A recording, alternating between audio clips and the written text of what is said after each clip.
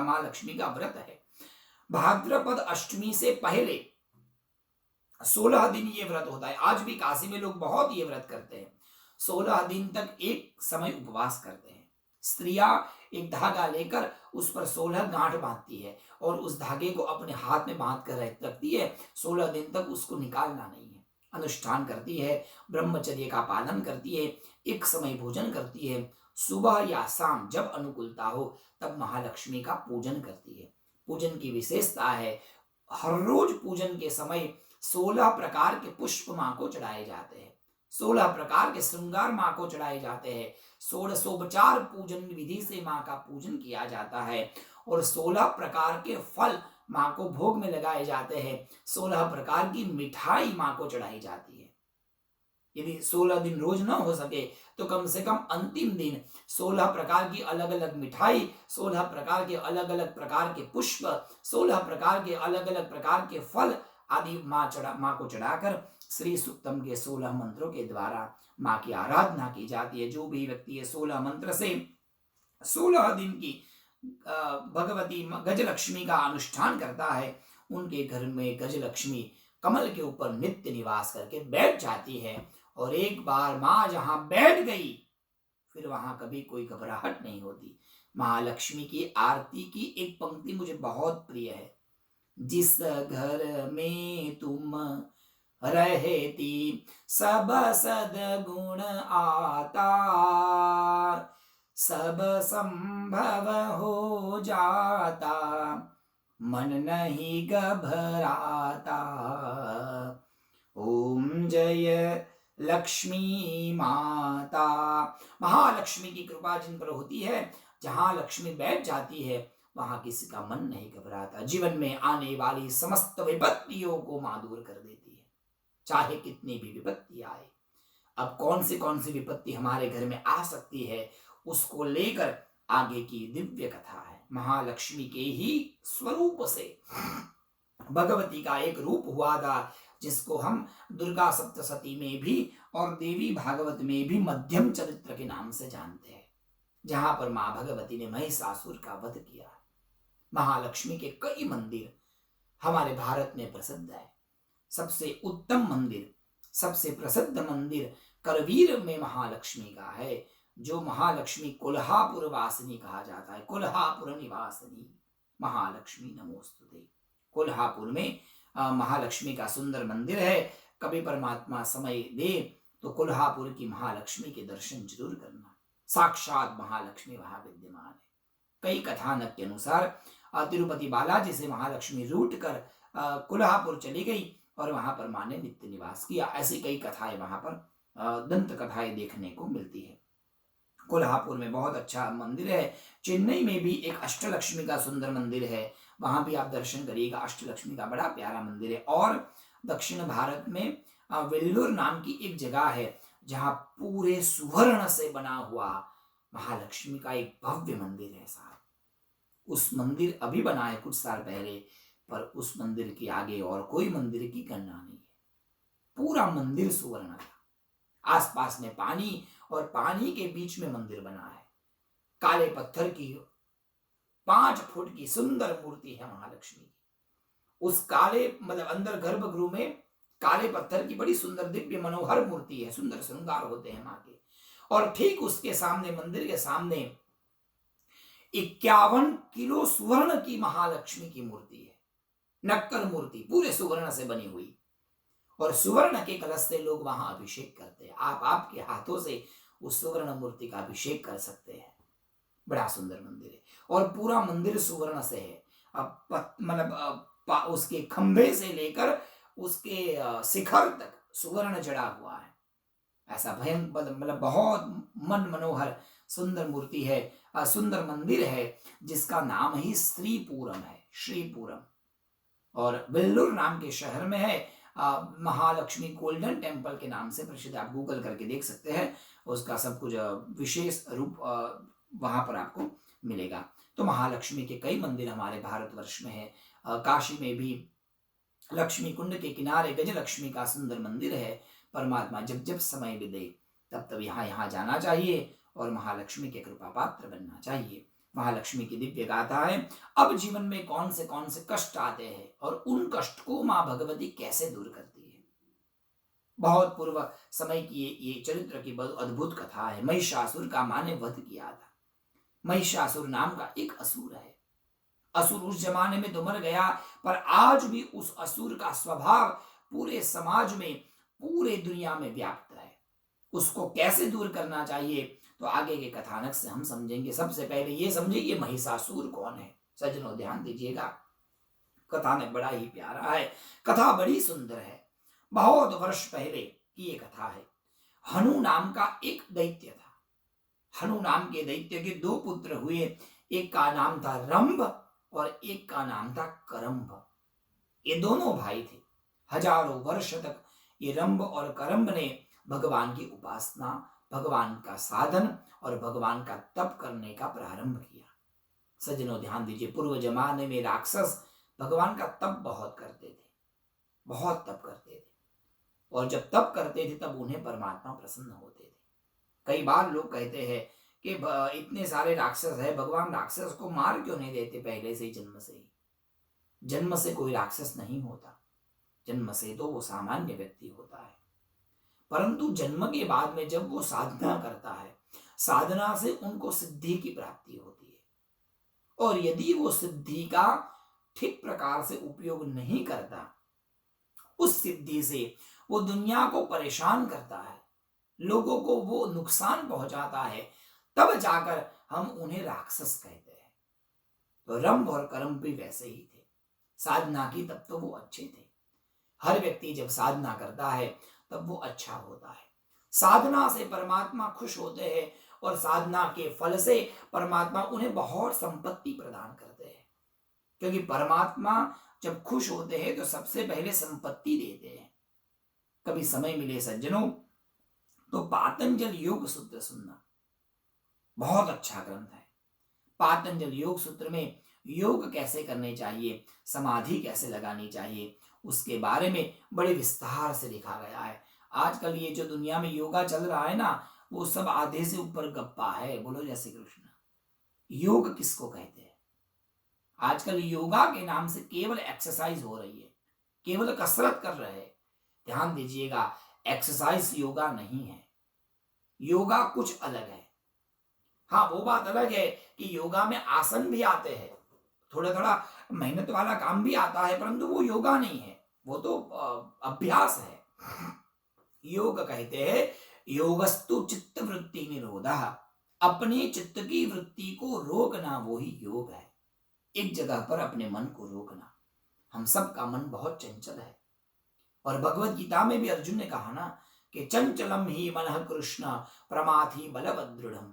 ये मन बड़ा चंचल है, तो चंचल मन को अच्छी तरह से कहाँ लगाया जाए, क्योंकि मन को हम रोक नहीं सकते, मन को शांत नहीं कर सकते, पर हाँ, मन को एक जगह पर कहीं ले जाकर रोक सकते हैं। एक जगह पर लगा देंगे तो वो उसी विषय में चिंतन करता रहेगा, वहां जाके वो थोड़े समय के लिए स्थिर हो जाएगा। तो बार बार मन को एक जगह पर लगाने का अभ्यास, उसको योग कहते हैं। चित्त वृत्ति को रोकना, निरोध करना उसका।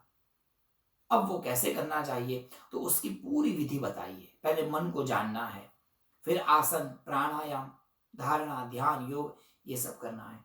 करते करते व्यक्ति को एक दिन समाधि लग जाती है। जब समाधि लगती है तो उनका मन स्थिर हो जाता है, एक जगह पर ब्रह्मरंध्र में जाकर चिपक जाता है। और जब समाधि लग जाती है तो समाधि का अभ्यास वो करने लगता है। रोज समाधि लगाने के लिए वो रोज प्रयास करता रहता है। अब समाधि का भी उसको अभ्यास हो जाता है। आंख बंद करके बैठता है और तुरंत समाधि लग जाती है। उसके बाद में चौथा अध्याय शुरू होता है पतंजलि योग सूत्र का। ध्यान दीजिएगा, व्यक्ति समाधि को जहां पर लगाता है वैसा उसे फल प्राप्त होता है। यदि समाधि आंखों में लगाई तो आप बहुत बड़े ज्योतिषी बन जाएंगे। आपको यहां बैठे बैठे पूरे ग्रह आप देख सकते हैं आंख बंद करके। अब ये कोई गप की बात नहीं है, ये सब अनुभव किया हुआ है। हमारे ऋषियों ने आंखों में समाधि लगाकर पूरे ब्रह्मांड का दर्शन किया है। सूर्य कितना बड़ा है, चंद्र कितना बड़ा है, हमारी पुस्तकों में सब लिखा हुआ है। कभी पढ़ने का प्रयास करिए।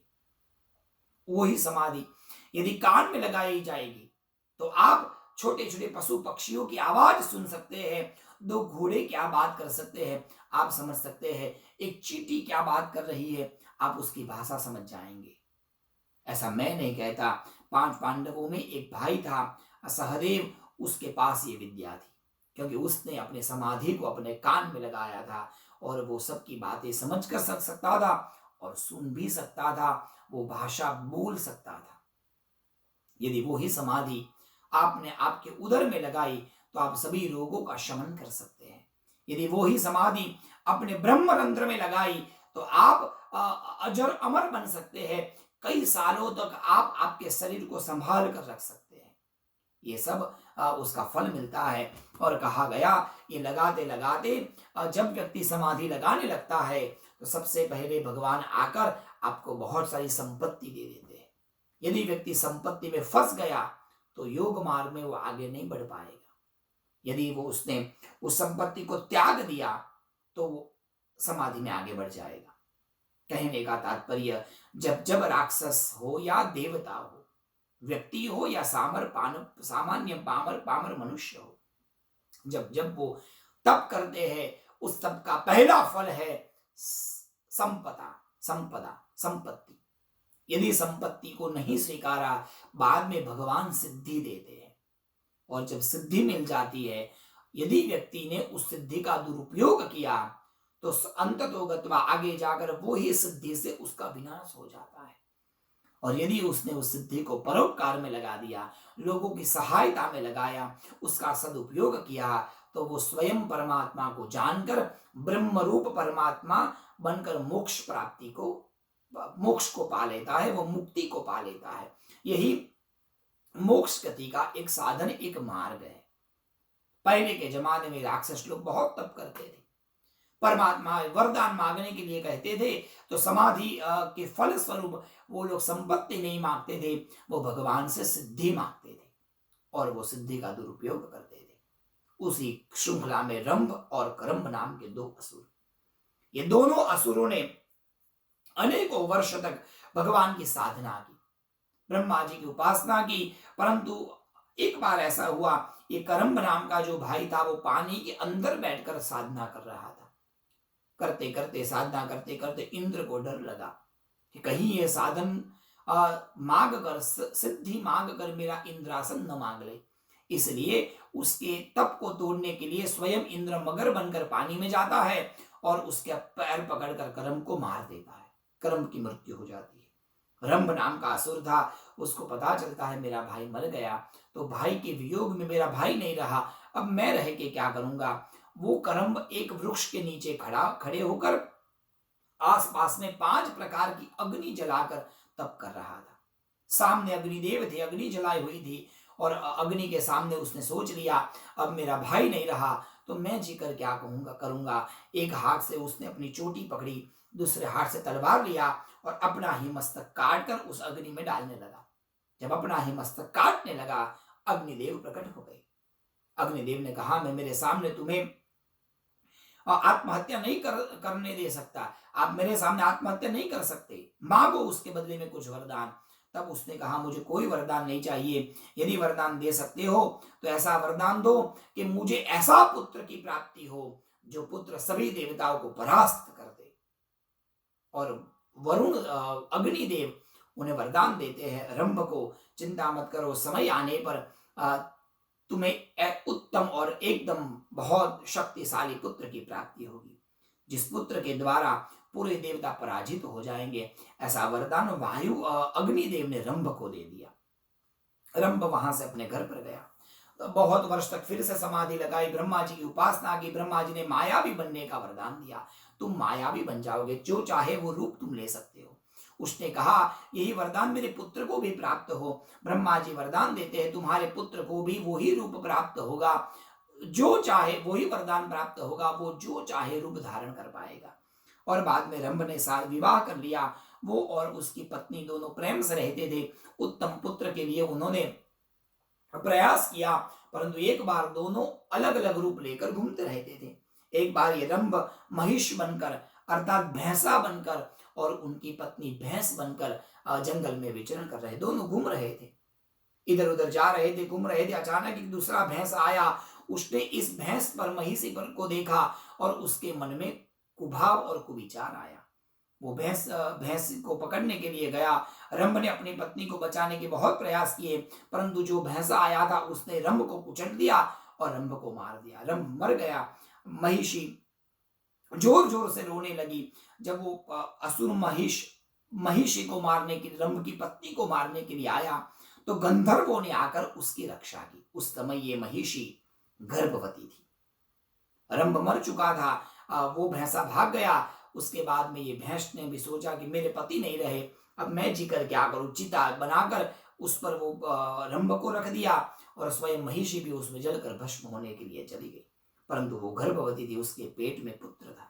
उसी समय अग्नि को फाड़ कर, माता के गर्भ को चीर कर, वहां से उस पुत्र ने भैंसे के रूप में जन्म लिया। और भैंस को संस्कृत में महिष कहा जाता है। महिष के रूप में उसने जन्म लिया, जिसका नाम था महिषासुर। महिषासुर ने जन्म लिया। अब सज्जनों ध्यान देना, ये महिष शब्द के 3 अर्थ होते हैं। महिषासुर के 3 अर्थ है। ये 3 रूप में महिषासुर हम सबके जीवन में पड़ा है।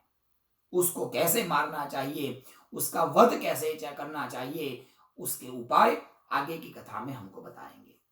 तो महिष शब्द के 3 अर्थ होते हैं।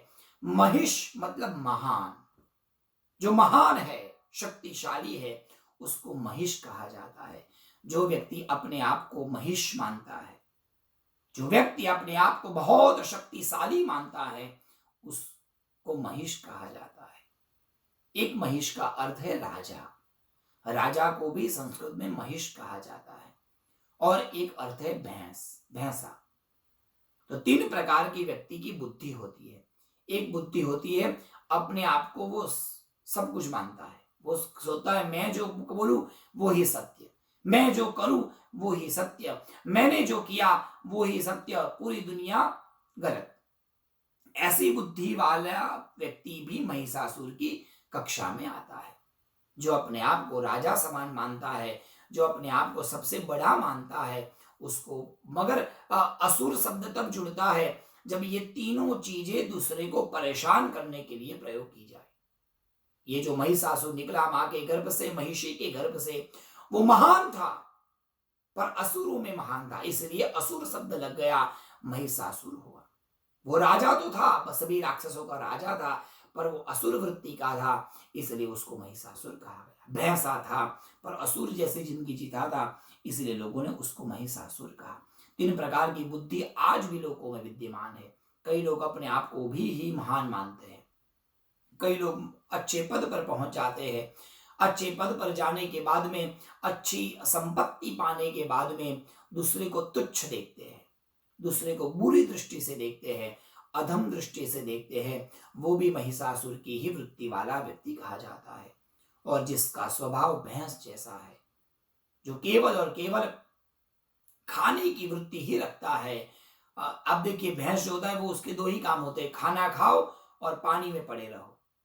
कभी वो किसी को मदद रूप नहीं होता, जड़ बुद्धि का होता है। ऐसी जड़ बुद्धि वाला व्यक्ति भी महिषासुर की कक्षा में आता है। अब कैसे उसको मारा जाए, कैसे उस वृत्ति को सुधारा जाए, तो आगे की कथा में कहते हैं, महिषासुर ने जन्म लेने के बाद में बहुत वर्ष तक उसने ब्रह्मा जी की उपासना की। अनेकों वर्ष तक उसने, शक्ति संपन्न तो था स्वयं, क्योंकि माता पिता के द्वारा उनको उत्तम शक्तियों की प्राप्ति हुई थी। स्वयं मायावी था, कोई भी रूप ले सकता था। और अब उसने बहुत वर्ष तक तपस्या की, ब्रह्मा जी की उपासना की। ब्रह्मा जी प्रसन्न हुए, मांगो पुत्र क्या चाहिए। महिषासुर ने ब्रह्मा जी से मांगा, मैं अजर और अमर हो जाऊं, क्योंकि मेरे पास सब कुछ है, केवल एक चीज नहीं है, और वो है मृत्यु रोकने का उपाय। आज भी समाज में सबके पास सब कुछ है, पर मृत्यु से बचने का उपाय आज तक भगवान ने किसी को दिया नहीं। सबको मृत्यु एक बार आती ही है, मृत्यु सबको प्राप्त होती है, आज नहीं तो कल, कल नहीं तो परसों। इसलिए मृत्यु रोकने का उपाय मेरे पास नहीं है, मुझे अजर और अमर बना दीजिए। ब्रह्मा जी ने कहा कि इस दुनिया में आज तक कोई अजर अमर नहीं बना है, कुछ और मांगो, कभी ना कभी तुम्हारा वध तो होगा। महिषासुर ने मन में सोचा मारने वाले या तो देव हो सकते हैं, या यक्ष हो सकते हैं, या गंधर्व हो सकते हैं, या किन्नर हो सकते हैं जो मेरे साथ युद्ध कर पाए। स्त्री मेरे साथ कभी युद्ध नहीं कर पाएगी। इसलिए उसने ब्रह्मा जी से वरदान मांगा कि मेरा वध एक स्त्री के द्वारा हो, और उसको पता था कि एक भी स्त्री मेरे आगे टिक नहीं पाएगी और कोई भी स्त्री मेरे साथ युद्ध नहीं कर सकती। इसलिए उसने ये वरदान मांगा कि स्त्री के द्वारा मेरा वध हो। ब्रह्मा जी ने मन में सोच लिया, भाई तुम्हें पता नहीं है, एक स्त्री अबला होती है पर वो आद्य शक्ति भी होती है, उसी शक्ति के द्वारा हम शक्तिमान है। ऐसा करके ब्रह्मा जी ने वरदान दे दिया। अपने आप को अजर अमर मानने लगा। पूरी दुनिया में धीरे धीरे करते हुए कई सालों में महिषासुर ने अपना आधिपत्य जमा लिया। एक एक करते हुए देवताओं को हराने लगा, देवताओं को अपने घर के नौकर बनाने लगा। करते करते उसने त्रिदेव के ऊपर आक्रमण किया। ब्रह्मा जी पर उनका आक्रमण हुआ। ब्रह्मा जी गए भगवान महादेव के पास, हे महादेव, अब महिषासुर को मारने का कोई उपाय सोचिए। महादेव ने सोचा, आपने ही इस महिषासुर को वरदान दिया है कि कोई भी प्रकार के अस्त्र शस्त्र से हम उसको नहीं मार सकते, केवल स्त्री ही मार सकती है। तो ऐसी स्त्री की परिकल्पना करनी होगी जो उनको मारे। हम भगवान नारायण के पास जाते हैं, भगवान नारायण ही कोई उपाय करेंगे। तुरंत भगवान महादेव अपनी पार्वती को लेकर, ब्रह्मा जी अपनी शारदा सरस्वती को लेकर भगवान नारायण के पास गए। वैकुंठ लोक में पहुंचे। सभी देवी देवता वहां पर उपस्थित थे। भगवान नारायण सोए थे, उनके चरणों की सेवा कर रही थी महालक्ष्मी। सब लोगों ने आके भगवान नारायण को प्रार्थना की, उनको वंदन किया। भगवान नारायण जगी और प्रयोजन पूछा, क्यों आए हैं? तब लोगों ने कहा कि भगवान महिषासुर का कष्ट, महिषासुर की परेशानियां पूरी पृथ्वी पर हावी हो गई है, कुछ करिए और महिषासुर के वध का कोई उपाय करिए। भगवान नारायण तो अंतर्यामी है, सब कुछ जानते हैं, और उन्होंने केवल एक दृष्टि महालक्ष्मी के ऊपर डाली। कहा, महालक्ष्मी आप कोई उपाय बताइए, क्योंकि अंदर पड़ी हुई शक्ति ही हमको उपाय दे सकती है। जब हमें समझ में ना आए क्या किया जाए, तब हमें हमारी आत्मशक्ति को पूछना चाहिए, अब हम क्या करें। अपनी आत्मशक्ति के द्वारा, अपनी निर्णय शक्ति के द्वारा हमें निर्णय लेना चाहिए। और जब जब भी भगवान नारायण हो या महादेव हो या ब्रह्मा जी हो, कोई भी निर्णय करते हैं तो उनकी घरवाली को पूछ के ही करते हैं। ये परंपरा पुराने जमाने से चल रही है, बोलो जय श्री कृष्ण। इसलिए तब से नियम आया, घरवाली को बिना पूछे कुछ करना नहीं है। ये कथा सुनकर ना सब औरतें बहुत खुश होती है और तुरंत कहती है, देखो सागर भाई ने सही बात बताई, बिना पूछे कुछ करना चाहिए नहीं। तुरंत दृष्टि डाली महालक्ष्मी के ऊपर, देवी आप कोई उपाय करो। और आज उपाय किया, महालक्ष्मी खड़ी हो गई।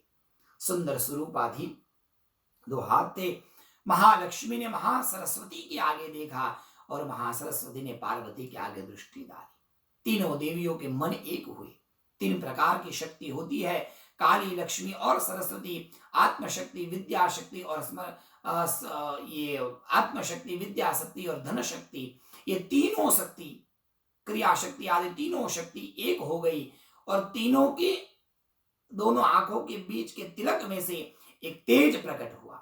महाकाली, महालक्ष्मी, महासरस्वती, तीनों की आंखों से एक तेज दिव्य प्रकट हुआ और उसी तेज जहां पर गिरा वहां से एक सुंदर कन्या का जन्म हुआ। ये जगह और कोई नहीं, ये जगह त्रिकुट नाम का पर्वत था। आज जहां पर वैष्णव देवी का मंदिर है, आज भी वहां 3 पिंडियां है। वो 3 पिंडियां नहीं है, वो 3 पत्थर नहीं है। अभी तो महाकाली, महालक्ष्मी और महासरस्वती का प्रथम तेज उस पत्थर पर पड़ा था, इसलिए वो पत्थर परम पवित्र बन गया है। तीनों के तेज से तीनों का तेज एक जगह पर आया, उन तेज में से एक दूसरा तेज प्रकट हुआ और उस तेज में से एक दिव्य शक्ति प्रकट हुई। दिव्य शक्ति थी और देवता उसको देखने लगे और महालक्ष्मी ने कहा, हम तीनों देवियों के शरीर से एक दिव्य तेज प्रकट हुआ है और इस तेज से ही इस देवी का प्राकट्य हुआ है। लोग इस देवी को दुर्गा के नाम से जानेंगे, क्योंकि दुर्ग कहते हैं दुख को, कष्ट को। जो कष्ट को दूर करती है उसका नाम है दुर्गा। दुर्गा दुर्गति नाशिनी, दुर्ग अर्थात कष्ट। दुर्ग को जो दूर कर दे, कष्ट को, आपत्ति को, परेशानियों को जो दूर कर दे, उसको दुर्गा कहते हैं। जो देवताओं के माथे पर आई परेशानी महिषासुर को दूर करेगी। इसलिए लोग उन्हें दुर्गा कहेंगे। भगवती दुर्गा की प्रार्थना सभी देवताओं ने मिलकर की। विद्युद्धाम समप्रभा मृगपति स्कंधस्थिताम भीषणाम कन्याभिकर बाल खेट विरसद्स्ताभिरा सेविताम हस्तैश्चक्र गदा शिखेट विशिखाम शापम गुणम तर्जनी बिभ्राणाम नलात्मिकाम शशिधराम दुर्गाम त्रिनेत्राम भजे। 3 नेत्र थे, इसलिए मां भगवती का एक नाम त्रिनेत्रा है। सुंदर थी, इसलिए उनका नाम त्रिपुर सुंदरी है। और सभी देवता वहां पर खड़े थे। सभी देवताओं ने ओ मां भगवती दुर्गा को कुछ ना कुछ अर्पण करना शुरू किया, कुछ ना कुछ देने लगे। सज्जनों ध्यान देना, अब कैसा दिव्य रूप आ रहा है मां का। मन में प्रश्न था कि मां के हाथ में इतने सारे आयुध कहां से आए। मां को तो केवल 2 ही हाथ थे दुर्गा के, तो इतने हाथ कैसे बन गए। मां के आगे समुद्र खड़े थे। समुद्र ने अपनी पुत्री मानकर, क्योंकि लक्ष्मी अपनी पुत्री है ना, समुद्र की पुत्री है, समुद्र नारायण वहां खड़े थे। उन्होंने कहा, सोच लिया ये दुर्गा मेरी पुत्री है, क्योंकि ये लक्ष्मी का ही तो रूप है। और हर बाप चाहता है अपनी पुत्री को दिव्य वस्त्र अलंकार और कनक कुंडल नूपुर हार दे। हर बाप चाहता है अपनी पुत्री को उत्तम वस्त्र देना।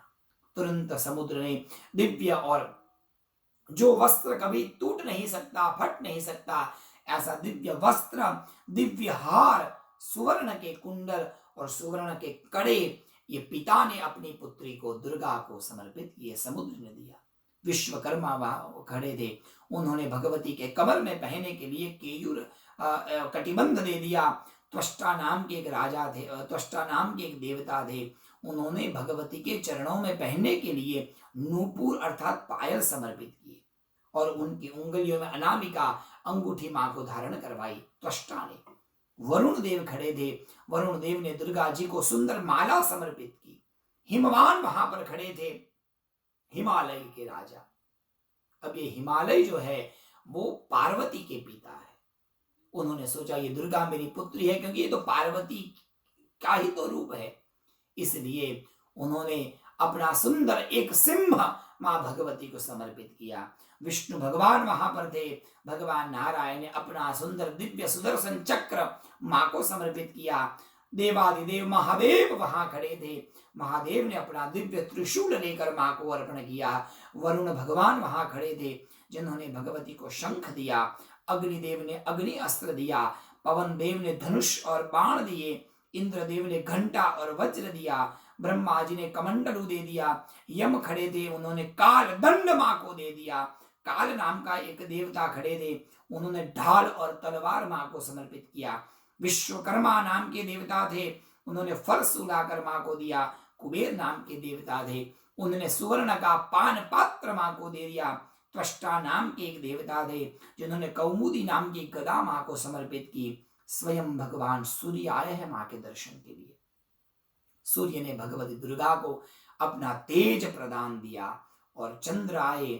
चंद्र ने कहा, मां आपको तो सब कुछ मिल गया, अब मैं क्या दूं। चंद्र सामने 2 हाथ जोड़कर खड़ा रहा, क्योंकि अब तो कोई चीज बची ही नहीं है जो मां को दी जाए। सब कुछ आ गया, अलंकार आ गए, आभूषण आ गए, कुछ रहा ही नहीं। चंद्र 2 हाथ जोड़कर खड़ा हो गया और चरणों में प्रणाम किया। मां मैं मेरा सर्वस्व तुम्हें दे रहा हूं। मां ने तुरंत चंद्र को लेकर अपनी जटा में धारण किया और मां चंद्र धारिणी चंद्रमौलीश्वरी मां भगवती बन गई।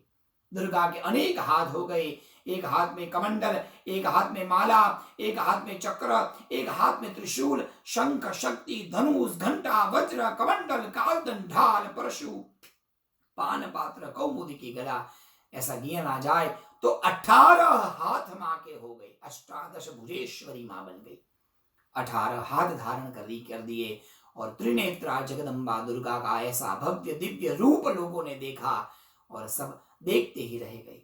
सब लोगों ने मिलकर मां भगवती दुर्गा की प्रार्थना की, हे मां आप कैसी हो। या देवी सर्वभूतेषु शक्ति रूपेण संस्थिता नमस्तस्यै नमस्तस्यै नमस्तस्यै नमो नमः। मां आप शक्ति के रूप में हो, आप कांति के रूप में हो, आप विद्या के रूप में हो। जितने भी रूप थे वो सभी रूप मां दुर्गा में थे। सब लोगों ने मां भगवती दुर्गा की सुंदर स्तुति की, प्रार्थना की। माँ दुर्गा ने सभी देवताओं को कहा, मांगो देवता क्या चाहिए। सबने कहा, माँ भगवती आप कृपा करिए और महिषासुर के नाम के असुर का माँ आप वध करिए। अब महिषासुर को मारने के लिए माँ भगवती निकली वहां से। चल रही थी, चलकर जा रही थी, महादेव के सामने एक दृष्टि डाली।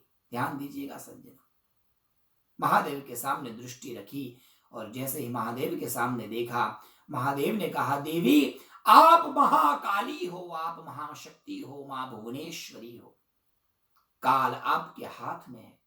आप लोगों का काल बनकर जाएंगे और काल बनकर विनाश लेकर आओगी आप।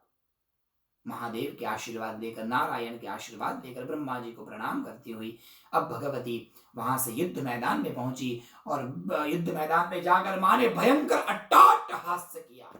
ऐसा भयंकर हास्य किया, चारों दिशाएं कांपने लगी, लोग डरने लगे, पर्वत हिलने लगे, समुद्र का पानी आकाश अवकाश तक उड़ने लगा। नदियों के पानी ने नदियों का पानी जमीन पर फैलने लगे, लोग घबराने लगे, मानो पूरी पृथ्वी कांपने लगी। महिषासुर को पता चला इतनी पृथ्वी क्यों कांप रही है। तुरंत महिषासुर ने सोच लिया, मानो ना मानो ये देवताओं ने कोई युक्ति की है, मुझे मारने के लिए मुझे युक्ति की है। माँ भगवती ने सोचा, मैं जा तो रही हूं मारने के लिए, पर कैसे जाऊं। माँ भगवती आज सिंह पर विराजमान हुई, इसलिए माँ भगवती सिंहेश्वरी बनी। सिंह पर बैठकर मां गई रण मैदान में। हाथ में बड़ा त्रिशूल था, अनेक शंख चक्र आदि धारण किया था और भगवती दुर्गा रण मैदान में जाकर खड़ी हो गई। अट्टहास्य किया, महिषासुर को पता चला और महिषासुर ने सबसे पहले आवाज सुनकर अपने दूत को बुलाया और महिषासुर ने सबसे पहले अपने दूत को भेजा, जाओ देख कर आओ ये आवाज किसकी है। दौड़ते हुए दूत वहां रण मैदान में गए और भगवती के दिव्य रूप को देखकर मोहित हो गए, देखते ही रह गए। मां का सुंदर दिव्य रूप था, कितनी सुंदर थी मां भगवती। दिव्य रूप देखकर अवाक हो गए, कुछ बोल ही नहीं सकते। सज्जनों, एक बात याद रखना, अवाक होना, शब्द नहीं निकलना, ये भी मां भगवती की स्तुति है।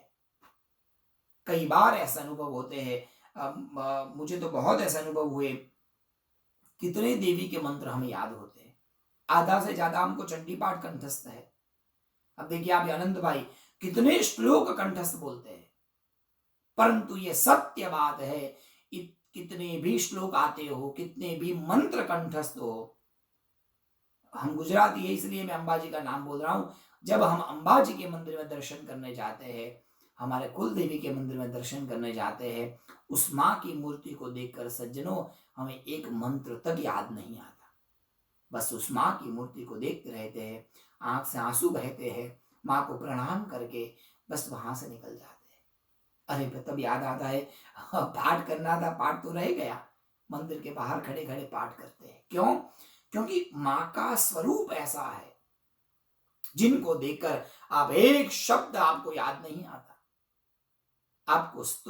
आपका मन शांत हो जाता है, और जब मन शांत होता है तो उसमें से कोई आवर्त नहीं होता, कोई आवर्तन नहीं कर सकते हम, मन शांत हो जाता है, क्योंकि दुर्गा मन को शांत करती है।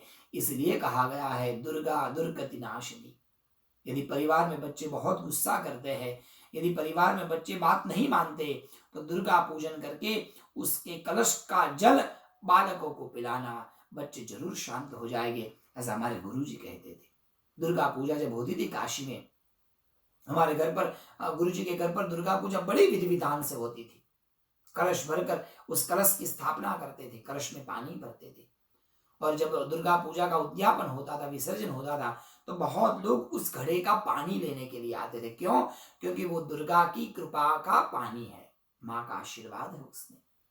इसलिए दुर्गा माँ भगवती के अभिषेक का जल, यदि भगवती को नहलाया गया है पानी से, दूध से, तो वो जरा सा अमृत चढ़ाया हुआ, मतलब माँ का अभिषेक का पानी पीने से भी हमारा मन शांत होता है, ऐसा हमारे गुरुदेव कहा करते थे। दुर्गा जी को देखकर, माँ भगवती दुर्गा का रूप देखकर दूत शांत हो गई, मन एकदम शांत हो गया। दो हाथ जोड़कर माँ की प्रार्थना करने लगे, माँ आप कौन हो? दुर्गा ने कहा कि मैं दुर्गा हूं, समस्त देवताओं की शक्ति बनकर मैं आई हूं। जाओ तुम्हारे राजा महिषासुर को कह दो कि मेरे साथ युद्ध करने आए। अब दूत वहां से गए महिषासुर के पास में। महिषासुर ने पूछा क्या देखा, किसको देख कर आए? और साहब अब तो ये दूत मां भगवती की कथा कहने लगे। बोलो जय श्री कृष्ण। अरे महाराज क्या अद्भुत देवी है, अद्भुत तेज है मां के चेहरे पर। 3 आंख वाली है, उसके मस्तक पे इतना तेज है कि हजारों सूर्य का तेज उनके चेहरे पर दिख रहा है। सूर्य का तेज होते हुए भी उनके मस्तक पर सुवर्ण का मुकुट है और उसमें चंद्र लगा हुआ है। अनेक हाथ है, अनेक प्रकार के शस्त्रों को धारण किया है और मां सिंह पर बैठी हुई है। और सिंह पर बैठी हुई मां जगदम्बा दिव्य दिख रही है। मां के अद्भुत वर्णन किए और वर्णन करके महिषासुर को कहा। महिषासुर वो वर्णन को सुनकर मोहित हो गया। महिषासुर ने सोच लिया यदि वो देवी मेरी पत्नी बन जाए तो मैं विश्व का महान राजा बन सकता हूं। तुरंत उन्होंने अपने मंत्रियों को बुलाया और मंत्रियों से मंत्रणा की, बताइए उस देवी को मेरी पत्नी बना देने के लिए क्या प्रयास किए जाए। बड़े बड़े असुर थे उनकी सभा में। नाम सुनिए, एक विरूपाक्ष नाम का असुर था। ध्यान दीजिएगा, ये एक असुर एक एक अर्थ है। एक विरूपाक्ष नाम का असुर था, एक ताम्र नाम का असुर था और एक बिडाल नाम का असुर था। ये 3 असुर उनके सभा में बैठे थे। एक असुर से उन्होंने मंत्रणा की है। सबसे पहले उन्होंने विरूपाक्ष को पूछा, बताओ विरूपाक्ष क्या किया जाए? और विरूपाक्ष मतलब खराब नजर। व्यक्ति की बुद्धि तब बिगड़ती है सबसे पहले उसकी नजर खराब होती है। इसलिए अपनी दृष्टि को कभी खराब नहीं होने देना चाहिए। इसलिए देवी भागवत में चंडी पाठ में एक श्लोक है, देवी समस्ता, ये दुनिया में जितनी भी देवी है वो सब, दुनिया में स्त्री समस्ता सकला जगस्तु, ये दुनिया में जितनी भी स्त्री है वो केवल देवी का ही रूप है। इसलिए पर स्त्री के ऊपर कभी दुर्दृष्टि नहीं करनी चाहिए। यदि पर स्त्री पर दुर्दृष्टि की तो समझ लीजिए हमारे समस्त पुण्य भस्मीभूत हो जाते हैं और हमारा विनाश हमारे निकट आ जाता है। सबसे पहले विरूपाक्ष नाम का था। उसने कहा कि महिषासुर, इस दुनिया की जितनी भी अच्छी वस्तु है उस पर आपका अधिकार है, वो आपकी ही होनी चाहिए। एक काम करिए, आपके साथ तो बहुत सारे असुर हैं, सबको भेजिए और एक एक करते करते सब युद्ध करने जाएंगे और उस स्त्री को पकड़कर, उसके बाल पकड़कर घसीटती हुई उसको हम ले आएंगे। सबसे पहले उसको साम से समझाएंगे, प्रेम से समझाएंगे, नहीं मानी तो डराएंगे, साम दाम दंड भेद से उसको समझाने का प्रयास करेंगे। महिषासुर ने सबसे पहले ताम्र नाम के एक उनके असुर थे, उनको भेजा, जाओ ताम्र देवी को समझाकर पकड़ के ले आओ। ताम्र वहां पर गया और ताम्र जैसे ही भगवती के साथ सामने जाकर खड़ा हुआ, मां भगवती ने केवल अपनी आंखें बड़ी की है। हाथ में मां के हाथ में घंटा था और मां ने घंटा नाद किया, आंखें बड़ी की, थोड़ा थोड़ा थोड़ा भयंकर रूप लेना शुरू किया। ताम्र एक क्षण में डर गया, दौड़ता हुआ वापस आ गया। वापस आया, महिषासुर को कहा देवी बहुत भयंकर है, लड़ना सरल नहीं है, बहुत कठिन है। उसके बाद में वास्कल नाम का और दुर्मुख नाम के 2 असुर थे, उसको युद्ध करने के लिए महिषासुर ने भेजा और दोनों मां भगवती के सामने रण मैदान में युद्ध करने के लिए गए। भयंकर दोनों के बीच में युद्ध हुआ। 2 असुर थे, दोनों असुर को मारने के लिए मां भगवती ने कितना भव्य रूप